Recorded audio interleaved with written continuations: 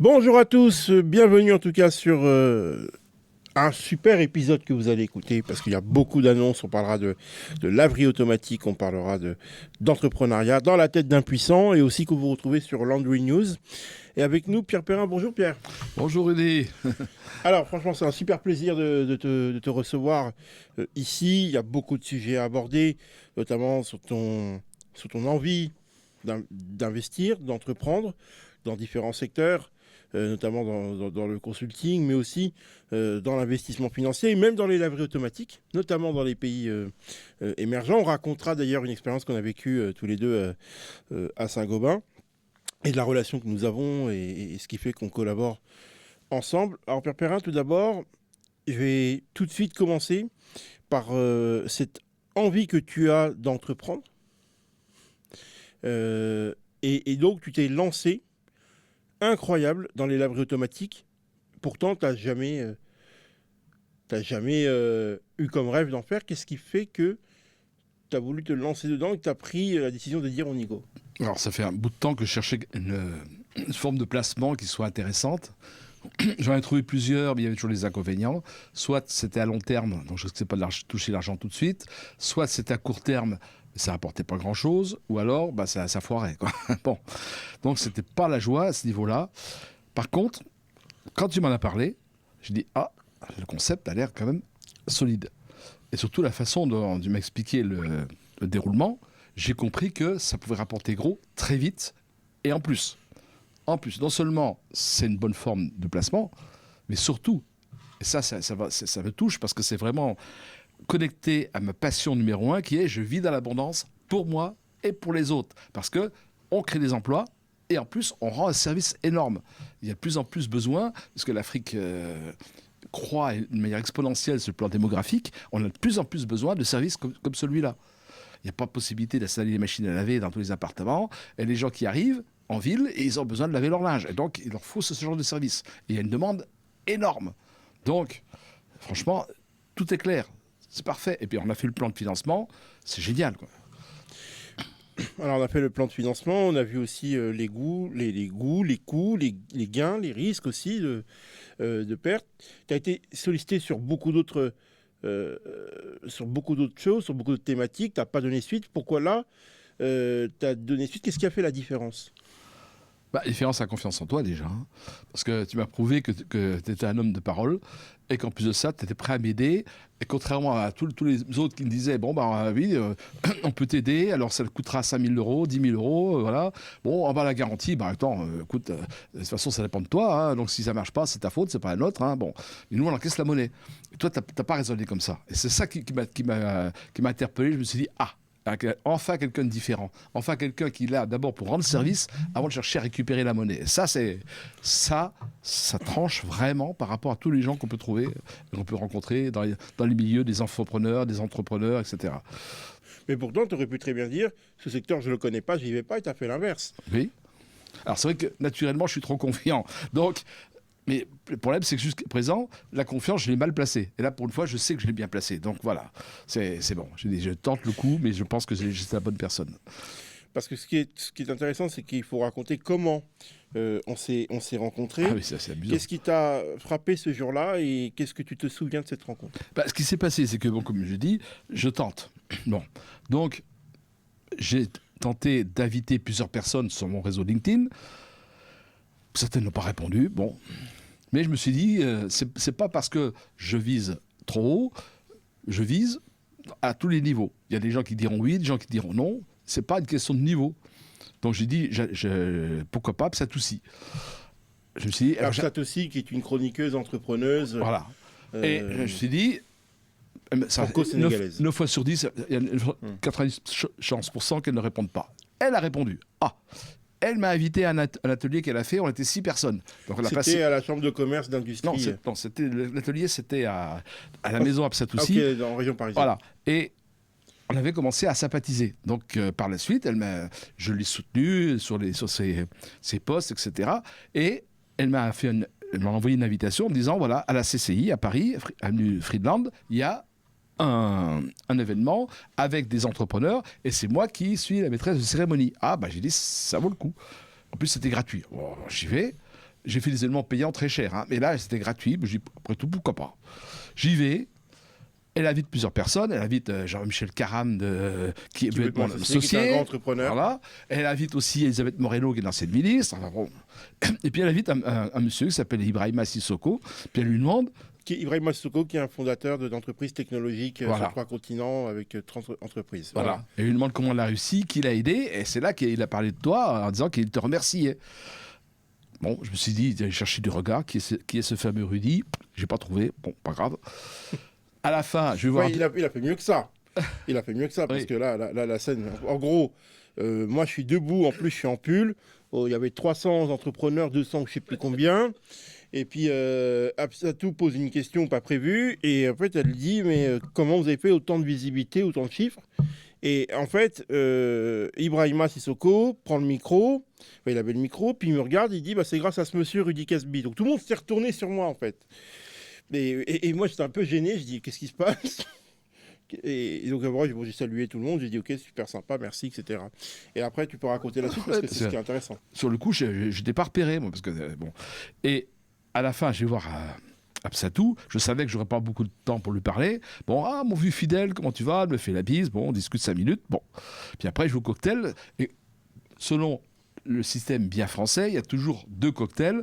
Un cocktail en privé pour les VIP et puis le grand cocktail pour les pleu-pleu. Bon, voilà, c'est comme ça, c'est la France. Donc, j'étais donc à ce grand cocktail. Je discute avec plusieurs personnes. Bon, pas des plus sympathiques. Si, je rencontre une personne que je connaissais. Bon, on discute un peu. Bon.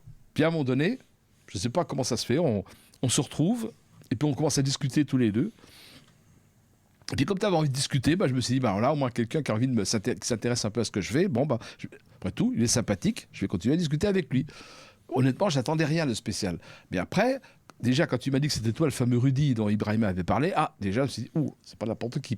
Et puis ensuite, tu m'as proposé un rendez-vous pour qu'on fasse le point sur mes activités et voir comment on pouvait m'aider.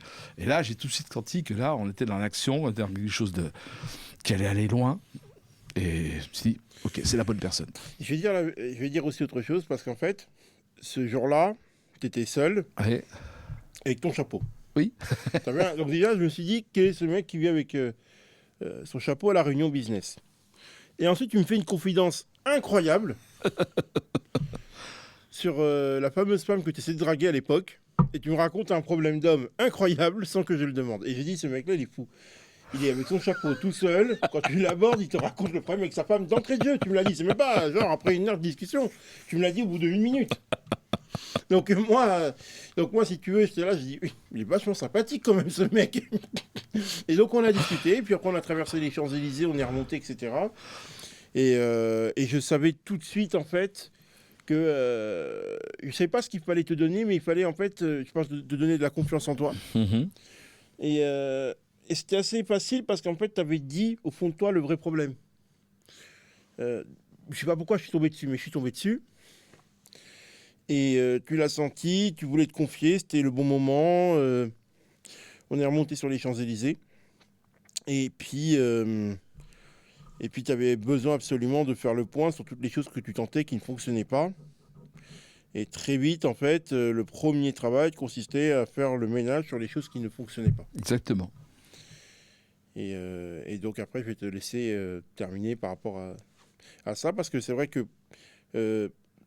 qu'est-ce qui fait que tu t'es lâché ce soir-là à dire le problème profond que tu avais à quelqu'un que tu ne connaissais pas? Parce que tu m'as mis en confiance, tout simplement.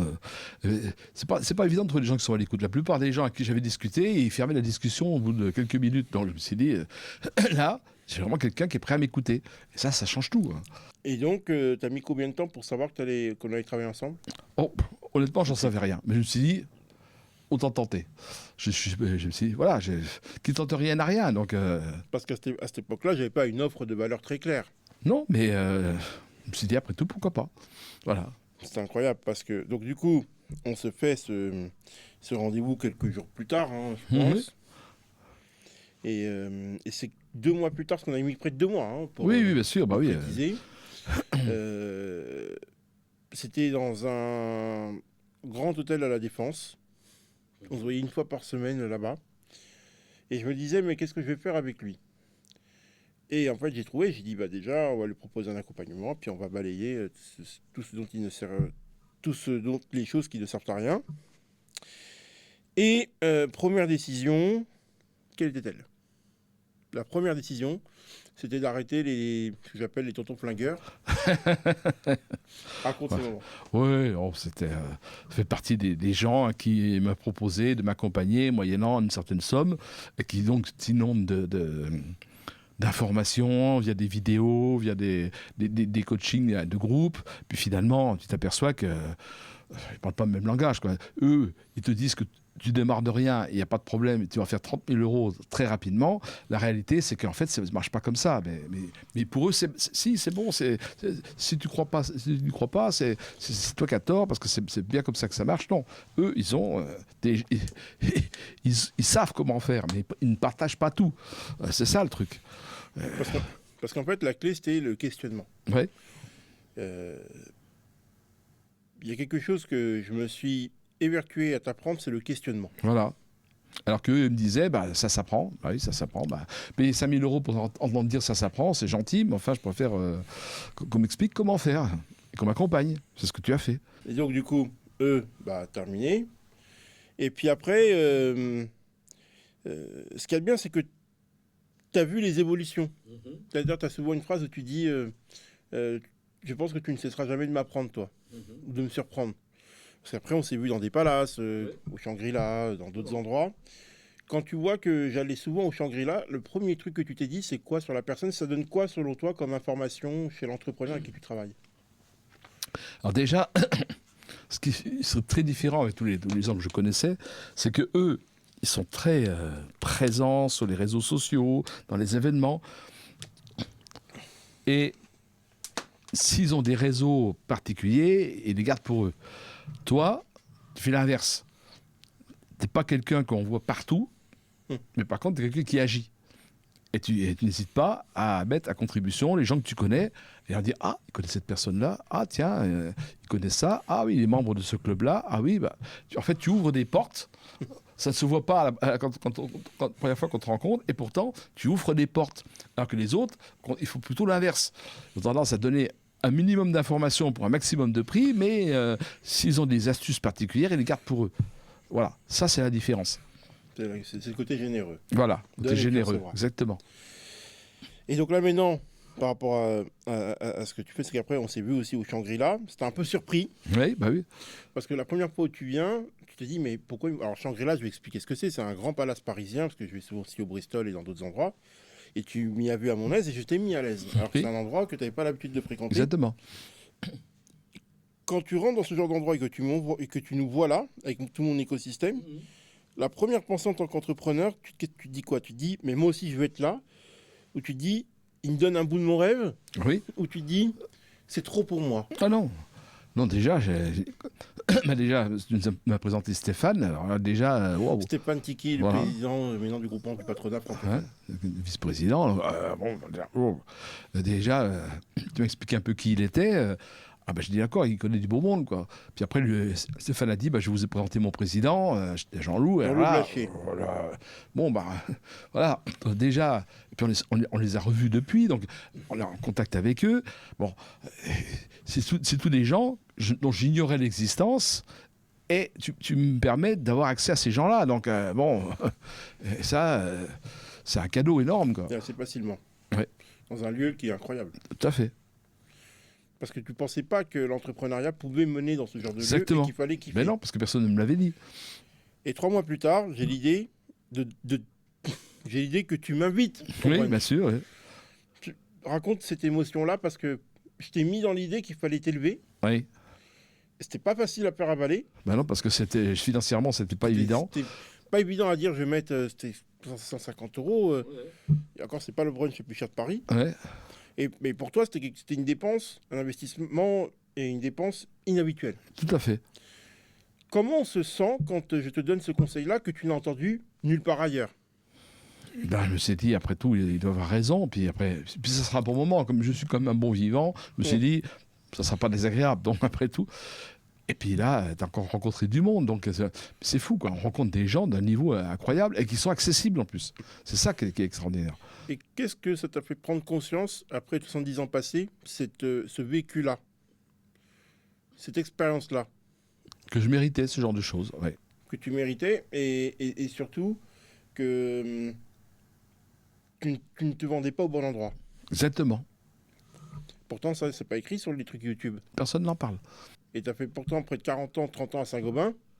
Oui, mais ça, à Saint-Gobain, j'étais différent. salarié, c'est différent. C'est surtout à partir du moment où j'ai commencé à vouloir aller vers l'entrepreneuriat que là, je me rends compte que tout ce qu'on m'a apporté, c'était pas du tout ça, quoi. Pour quelqu'un qui a 50 ans, parce que tu fais aussi de l'accompagnement en coaching, Ouais. on y revient, qui souhaiterait savoir comment gagner de l'argent et pourquoi. Est-ce que c'est une expérience que tu recommanderais? Oui, bien sûr. Pourquoi? Parce que plein de gens pourraient dire, ouais, mais c'est une dépense farfelue, je démarre, faut que je mette mon argent ailleurs, faut que ce soit plus raisonnable. Pourquoi tu le conseillerais quand même? Il faut accepter de se trouver au bon endroit, au bon moment.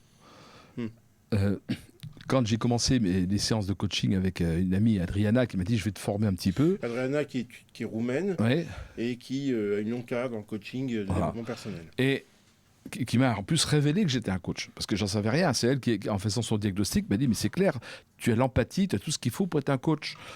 Alors c'était pas ce que je pensais faire à ce moment-là. J'étais un peu dans le flou. Donc déjà, elle m'a dit, si tu veux je te propose que nos séances, on les fasse à l'hôtel Scribe.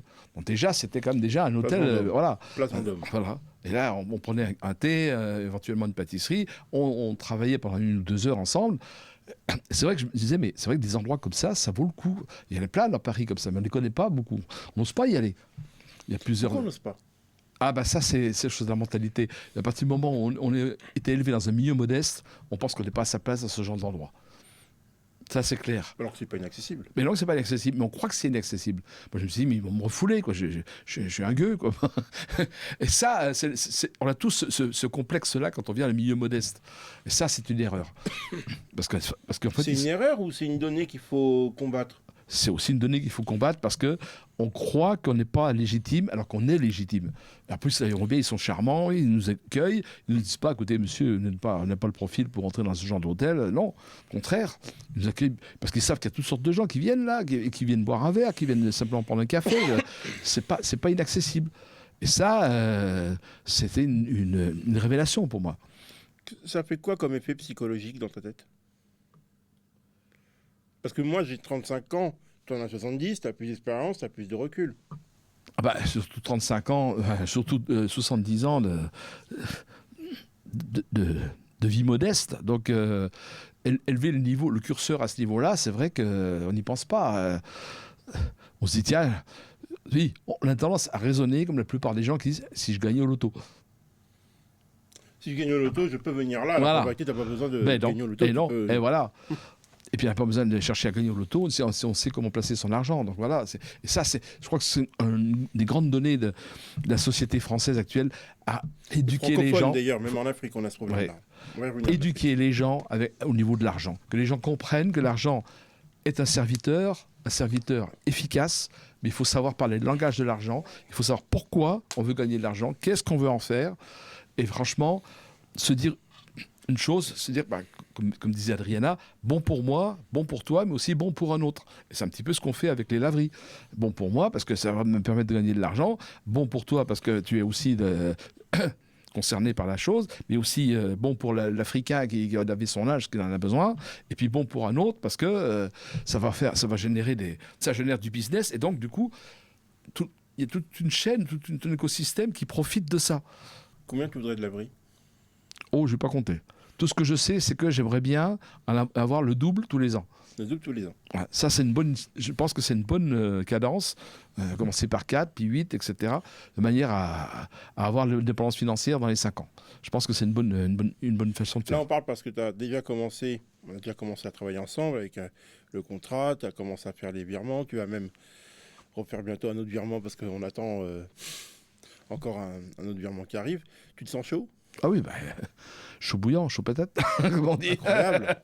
Oui, parce que j'ai déjà fait ça avec d'autres choses, mais ça s'est retourné contre moi. Là, là je sens que c'est pas le cas. Donc, Parce que tu es accompagné. voilà. Tu es accompagné. Et surtout, en fait, ce qui est important, c'est pour toi, c'est aussi de voir comment l'entrepreneur travaillait. Tu vois, bon, là, il y a Cédric, il y a Mehdi, il y a d'autres mondes, il y a d'autres réseaux. Comment tu décrirais pour toi l'entrepreneur efficace et qu'est-ce qui fait que peut-être que dans la manière de travailler ou d'échanger, tu m'as trouvé un peu différent? Parce qu'il y a plein de choses que tu n'aimes pas chez moi non plus. Il y a plein de choses que tu n'aimes pas chez mes partenaires business. Pourtant, tu fais confiance. Qu'est-ce qui fait que dans la manière de travailler et de réfléchir en tant qu'entrepreneur, tu as dit, tiens, j'aime bien sa manière d'agir et de réfléchir? Déjà, tout ce qu'on a fait, ça a été concrétisé. Donc déjà, bon, c'est comme une différence. On n'a pas pataugé, ça a pris du temps. Bon, je pense qu'il faut savoir être patient quand même pour certaines choses, même si on est impatient comme moi de changer de vie. Mais il y a toujours ce côté, c'est efficace. C'est efficace, donc si c'est efficace, on continue. Voilà. C'est efficace parce qu'il faut repréciser ce qui s'est passé un beau jour. Et là encore, c'est une leçon aussi entrepreneuriale. Oui. Au mois de août ou septembre, je vais à Créteil dans un hôtel 4 étoiles. J'ai une expérience terrible, dégueulasse. Je me fais inviter par le patron pour se faire attraper. Là, à ce moment-là, j'ai dit au lieu de manger seul, j'invite mon ami Pierre Perrin. Donc, le dîner était complètement offert, hein, on était bien là. Et on discute de quelque chose. On discute de comment, est-ce qu'on part dans les laveries ou dans d'autres choses, et comment on fait pour débloquer une situation. En un dîner, on prend une décision de faire quelque chose.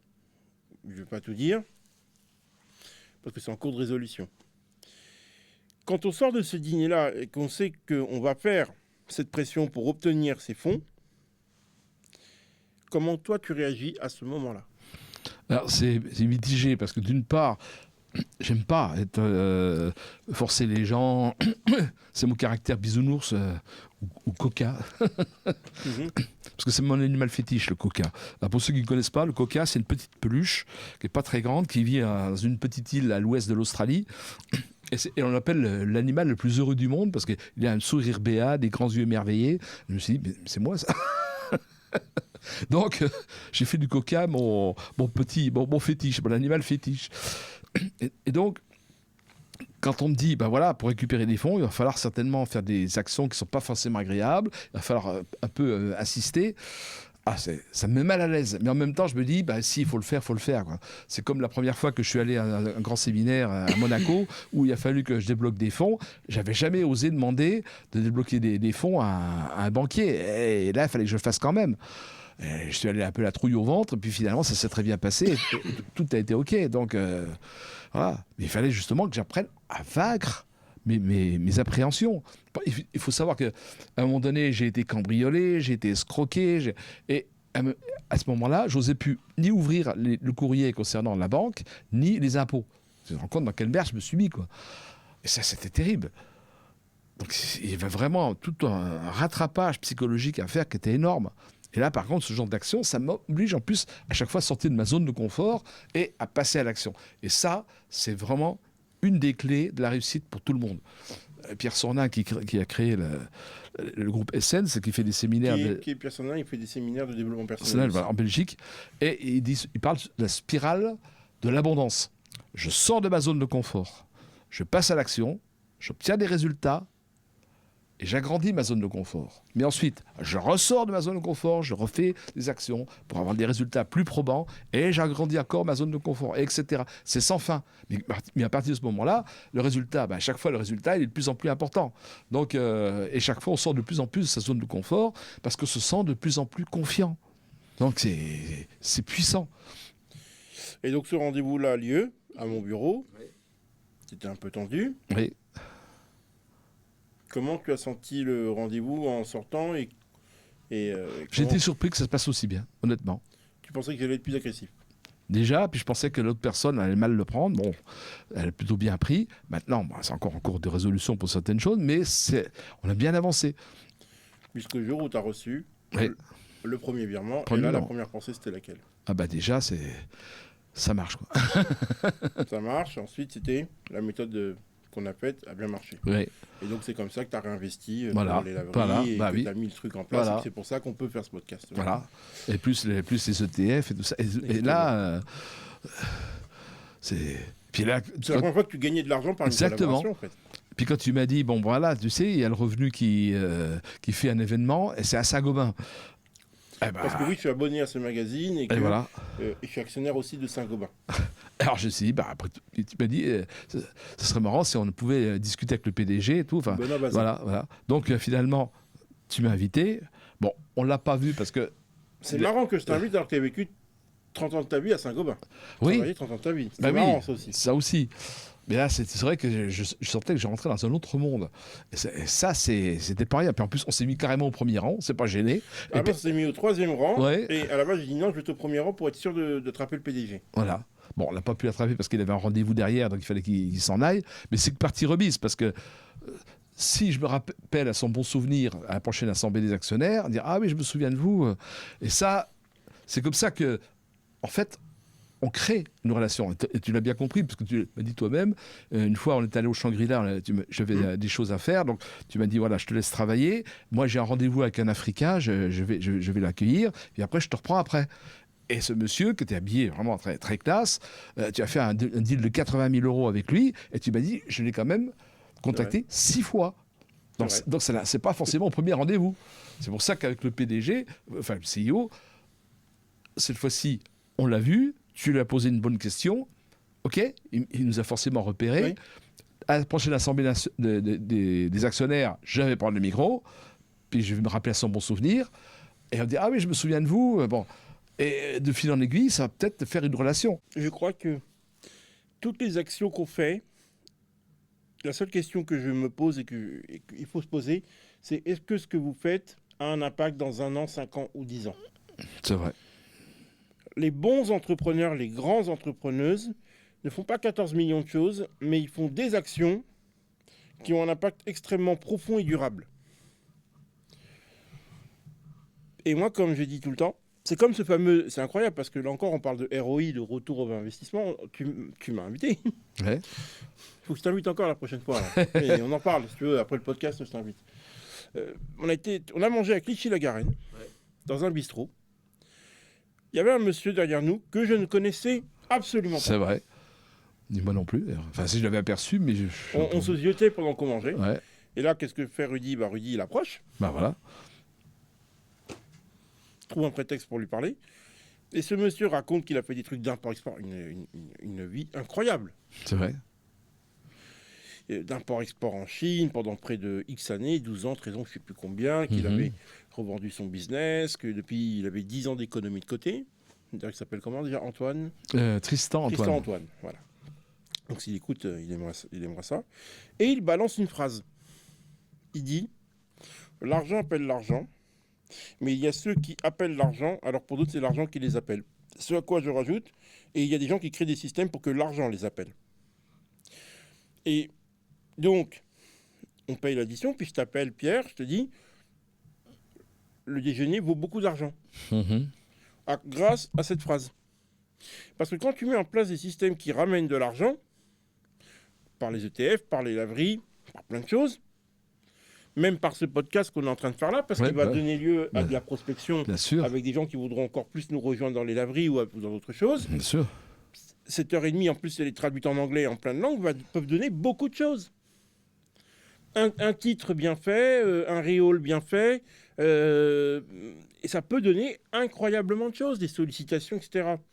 Et je pense que notre époque, c'est ce qu'elle ne sait plus faire chez les jeunes. On fait beaucoup de choses, on multiplie les tâches, mais on reste en superficiel.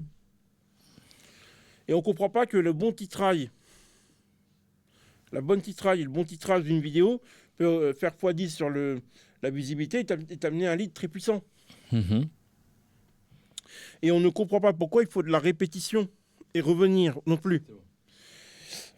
Pourquoi à cette époque-là à cette époque-là, on a du mal à comprendre qu'il faut faire les choses de cette manière? D'où ça vient ce blocage? Tu as fait 30 ans de carrière à Saint-Gobain, un peu plus.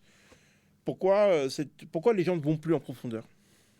Dans le monde de Saint-Gobain, c'est difficile parce qu'en un monde salarié, et le monde salarié, c'est que les gens, pour beaucoup, travaillent parce que il faut bien travailler, quoi. Donc, il n'y a pas cette flamme, cette passion qui anime les gens, sauf certaines personnes qui sont vraiment passionnées par leurs projets, mais c'est pas monnaie courante. Dans la plupart des boîtes, les gens viennent vraiment pour bosser parce qu'ils ont besoin d'argent pour vivre. Ils sont en mode survie, en fait. Il n'y a pas de passion, il n'y a pas d'envie de créer quelque chose. Il y a toujours cette fameuse comparaison de trois gars qui travaillent une pierre. Il y en a un qui dit moi je travaille une pierre. Bon. L'autre qui dit je vais construire un mur. Et le troisième qui dit je construis une cathédrale. C'est pas du tout la même perception. Pourtant c'est la même chose. Mais le troisième, il a déjà une vision énorme. Il comprend qu'il est en train de participer à une grande aventure. Et ça, de plus en plus, dans la plupart des gens, en France, c'est en train de disparaître. Et dans le monde, d'ailleurs. Dans le monde. Et on aurait besoin que les gens retrouvent cette flamme. Pour retrouver la flamme, c'est important aussi de l'alimenter. Bien sûr. Pour qu'elle continue à se consumer. Aujourd'hui, t'as pas eu peur d'investir? Non. Dans les laveries? Non. C'est incroyable. Bah non, ouais, c'est comme ça. Tous les ans, tu dois investir? Bah oui, hein. À partir du moment où je sais ce qu'on va gagner, c'est clair qu'on va réinvestir et réinvestir. Là, c'est clair, c'est assez important parce que là, on a vraiment un business vertueux. Enfin, pour moi, c'est le meilleur investissement que j'ai fait de ma vie jusqu'à présent. Incroyable. Parce qu'on a proposé l'immobilier, mais l'immobilier, il faut connaître, Puis en plus, moi, ça me darbe. Je suis désolé, il y a des gens qui ont la passion de l'immobilier, moi, je ne l'ai pas. Il y a plein de choses qui me disent, t'as pas pensé à ça, puis t'as pensé à ça. Non, moi, ça me gave. Donc, je me suis rendu compte que si je me lançais dans l'immobilier, déjà, avant que ça rapporte quelque chose, il fallait vraiment investir, et puis il fallait vraiment suivre tout ça. Et non, c'était trop pour moi. Les startups, la Silicon Valley, c'est très bien aussi. Oui, parce que tu as investi en voilà. startup. Le seul inconvénient, c'est qu'il faut attendre l'exit pour que ça rapporte. Et l'exit, on peut l'attendre longtemps. Donc là, c'est plus un revenu passif. voilà, c'est vraiment ce que j'attendais, un revenu passif régulier. Donc là, tu as fait un premier virement. Voilà. On a mis en place en plus des paiements automatiques. Voilà.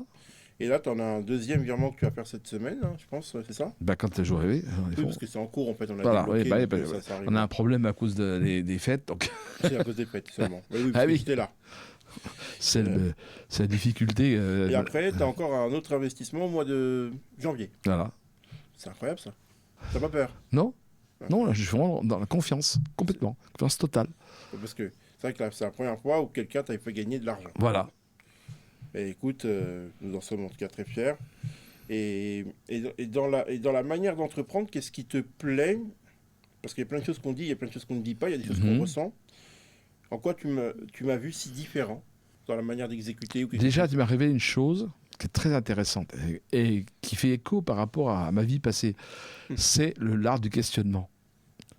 Voilà. Ça, c'est savoir sans arrêt poser des questions pour comprendre à qui on a affaire et comprendre les besoins de la personne. Et se comprendre soi. Ouais, se comprendre soi en même temps. Et ça permet de tester ses hypothèses. Voilà. Et ça, en plus, en coaching, c'est très important. Et c'était justement une des choses pour lesquelles j'étais un petit peu... Des fois, je sentais que j'étais bien. Des fois, je pose pas les bonnes questions.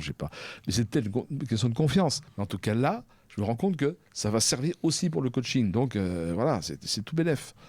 Et je vais pouvoir aider plein de gens. Et en plus, avec l'argent des vidéos et des coachings, tu vas pouvoir réinvestir dans les ETF et dans les laveries. Exactement. Et je vais gérer un peu tout cela, entre guillemets, mais le chapeauter. Bah oui. En plus, tu vois un peu l'écosystème. Donc, tu vois cette capacité aussi à savoir s'entourer. Ça, c'est important. Et oui, c'est ça. Ah ben oui, ça, on sait qu'on ne peut pas réussir tout seul. Mais à partir du moment où on est capable de fédérer les talents dont on a besoin avec soi, ah ben là, on peut faire une belle équipe.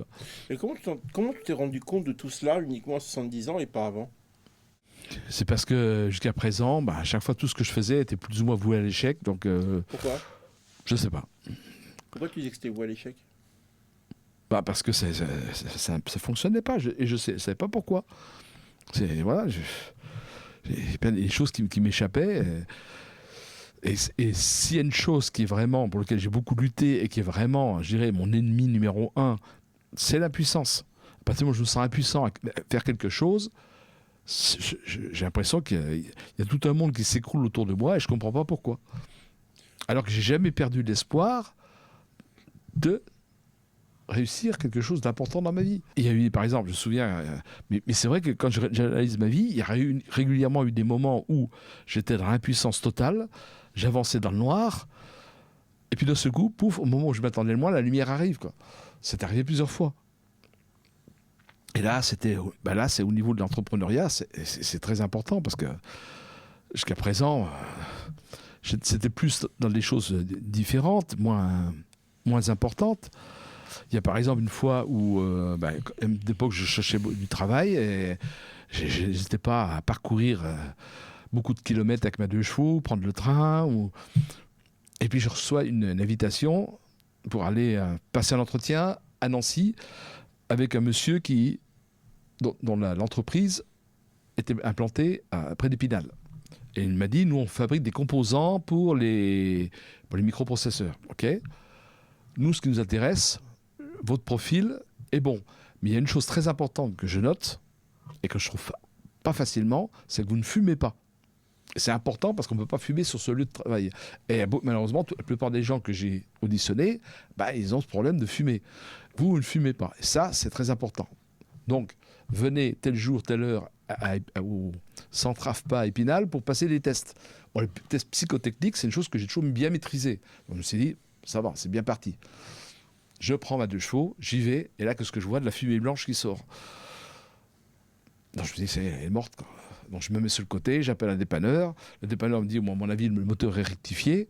Il l'amène au garage. Le garage dit, mais non, il n'est pas rectifié, c'est simplement que vous avez roulé bouchon ouvert. Oui, mais quand on donne une quiche en mécanique, on ne comprend pas ce genre de choses. Donc, j'avais roulé bouchon ouvert. Oui, bon, il suffisait de refermer le bouchon, éventuellement de remettre un peu d'huile, et puis c'était parti. Mais je ne le savais pas. Donc, j'ai paumé ma matinée, donc je n'ai pas pu aller faire passer les fameux tests psychotechniques. J'ai pris ça comme une sorte de fatalité. Encore une fois, j'essaie de faire les choses, et encore une fois, ça foire parce que quelque chose que je ne maîtrise pas m'arrive et me fout tout en l'air. Et ça arrivait j'ai eu ça plusieurs fois dans ma vie. Et pourtant, c'est bien fini par se débloquer, cette histoire. J'ai fini par être embauché à Solac après, donc pendant 4 ans. Et puis à Solac, j'ai négocié pour faire une formation d'informatique. Puis j'ai finalement atterri en CDI à Saint-Gobain. Donc il y a quand même des choses qui se mettent en place. Mais voilà, ce que je retenais surtout, c'était les échecs qui m'ont miné, qui m'ont fait mal, plus que les réussites. Et là, je me rends compte que pour une fois, ça change. Pourvu que ça dure, hein. Pourvu que ça dure, comme disait Laetitia Bonaparte. Mais ça va durer parce que tout investissement comporte un risque. J'ai jamais promis la lune. Moi, comme je dis tout le temps, quand on prévoit un investissement à 10 millions d'euros ou de dollars ou de yens, je prévois toujours le double parce que tu as toujours des imprévus. Exactement. Ouais. Toujours. C'est ce qu'on avait. On a fait le plan ensemble, donc avec on sait exactement. Voilà. Ouais. Parce que je voulais absolument que tu partes dans la durée et que grâce à toi, d'autres gens viennent aussi. Bien sûr. C'est parce qu'il y a une demande énorme. Alors, on n'est pas prêt de la satisfaire, la demande. C'est une belle aventure en plus. Puis en plus, on va voyager, on va aller voir sur place comment ça se passe. Donc, j'ai voyagé avec d'autres gens, du réseau. Le seul voyage que j'ai fait en Afrique, j'en ai fait 2, c'était au Maroc et en Tunisie. Au Maroc, c'était pour un séminaire d'Essence. Et puis en Tunisie, c'était avec Monique Manaout qui m'a formé en PNL. Et c'était un voyage initiatique dans le désert avec les Bédouins. C'est la première fois de ma vie que je fréquentais des dromadaires de près. Dormir sous la tente en place Sahara. C'est beau. Aller faire pipi sous les étoiles. Et que c'était particulier. Non, mais c'est des trucs... Quand tu te lèves à 3h du matin et puis tu vois ce ciel étoilé, waouh, c'est vrai que ça jette, quoi. Et moi, j'ai toujours adoré les étoiles. Alors, c'est ce qui me manque le plus en ville, c'est qu'avec la lumière des lumières citadines, on ne voit pas les étoiles. Et moi, j'adore les étoiles.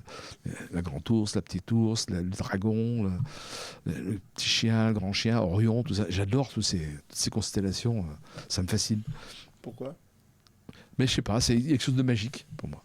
Pour moi, c'est quelque chose de magique. C'est un peu comme les illuminations de Noël. Ça a toujours été magique aussi pour moi.